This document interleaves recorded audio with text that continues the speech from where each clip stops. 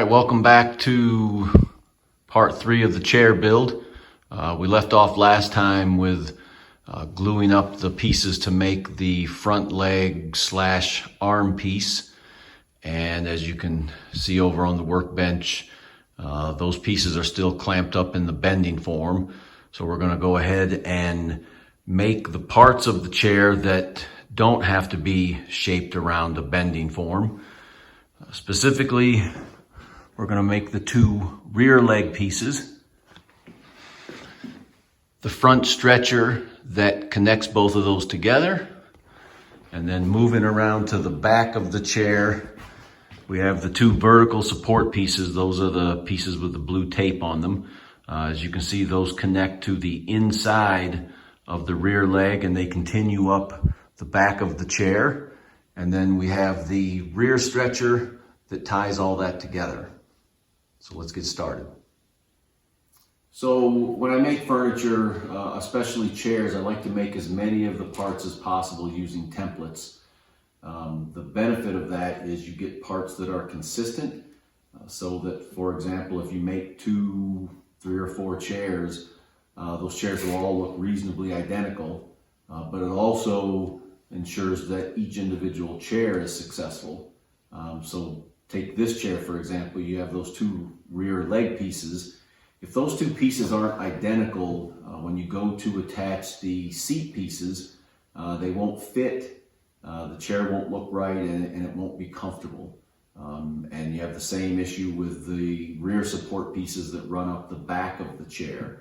You know, if those 2 pieces aren't identical, the back support pieces won't fit, the chair won't look right, and it won't be comfortable. So I've made 4 templates to make the pieces that we talked about a little bit earlier.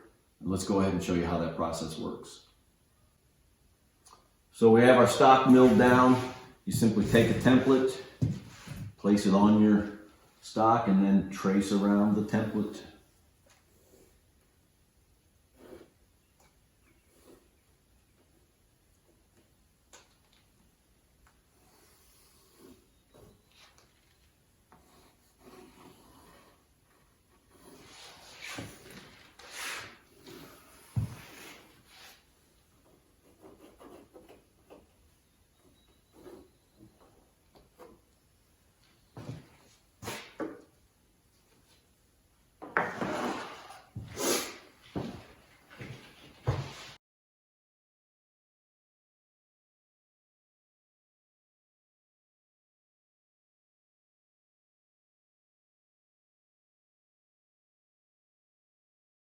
Now that we've got our parts all traced out, we'll cut them out here at the bandsaw. And when I'm doing that, I'm not trying to cut exactly to the pencil line. I'll be cutting them just a little bit proud of that pencil line, and then we'll be cleaning them up at the router table.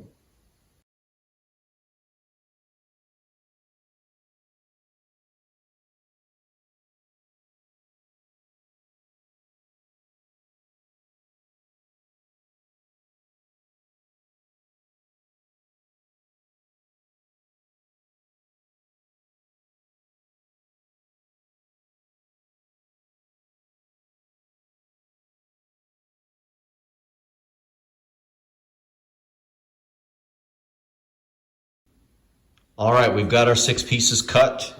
Here's one of them, and you can see I've cut close to, but not right up to or right on that pencil line.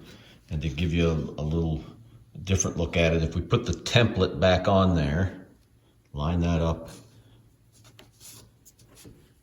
you can see that the piece that we cut is just slightly larger than that template. And all 6 pieces are like this. So what we're going to do is take this over to the router table and clean it up. And the way that we do that is with what's known as a pattern bit. And the way this bit works is at the top is a guide bearing. I hope you can see that spinning around. And then down the sides are 2 cutters. And what's important to note about this kind of bit is if you look at it from straight above, the cutters going down the side do not extend out beyond the guide bearing.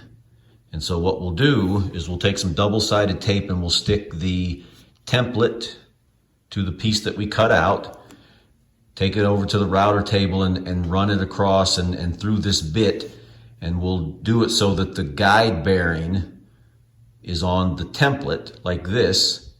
And then what that'll do is it'll cut the piece below to be a duplicate or a replica of this template. So let's go take care of that. All right, we've got our router table set up. We've got the workpiece here on the bottom. We've got the template on top. The two are attached with double-sided tape. And if we put that up against the router bit, you can see that the guide bearing on the top of the bit rides right along the template. So as we run this piece across the table and through the bit, it will cut that bottom workpiece to match the shape of the template. So let's go ahead and cut those now.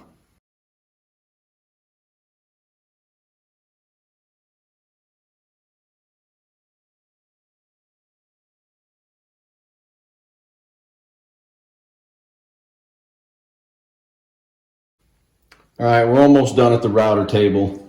The rear stretcher and the front stretcher, those are both done, and those can be set aside. We're not quite done with the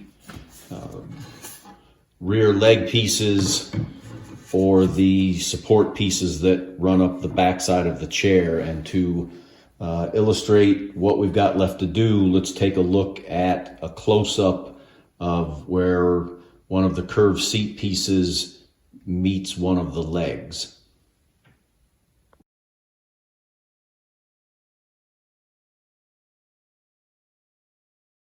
You can see from that shot that for the curved seat pieces to sit properly on those legs, the inside edge of those legs needs to be cut at an angle. And if we look at a shot from above looking down at one of the rear support pieces, you can see you've got the same issue where those curved seat back pieces attach to those support pieces. That inside edge of the support piece has to be cut at an angle.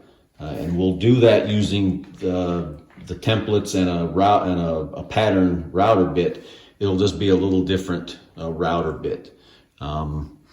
Concept's the same. You've got a guide bearing at the top that rides against the template. The only difference is that this bit cuts at a 75-degree angle, whereas the other pattern bit cuts at a 90-degree angle. So let's get this done. All right, we're done with these 6 pieces now. And you can see that on the rear support pieces, we've got that angle cut, and the same thing with the rear leg pieces. These just need a little bit of touching up with some sandpaper and they'll be ready to go. This is probably a good time to check in on the glue up of our front leg. So let's go take a look at that. All right, so this turned out great. We've got one curved leg piece down, one to go. What I'll do now is get the pieces glued up and clamped up to make the second leg piece. And when we get together next time, we'll take both of the leg pieces and clean up the edges, get them cut down to length and to width. And with the 2 leg pieces and the 6 pieces that we just made today, we'll be able to start putting this together and have a frame or a structure for this chair. So until then, if you've got any questions, comments, shoot me an email, throw them in the comment section. If you're enjoying this, hit the subscribe button. Otherwise, we will see you next time.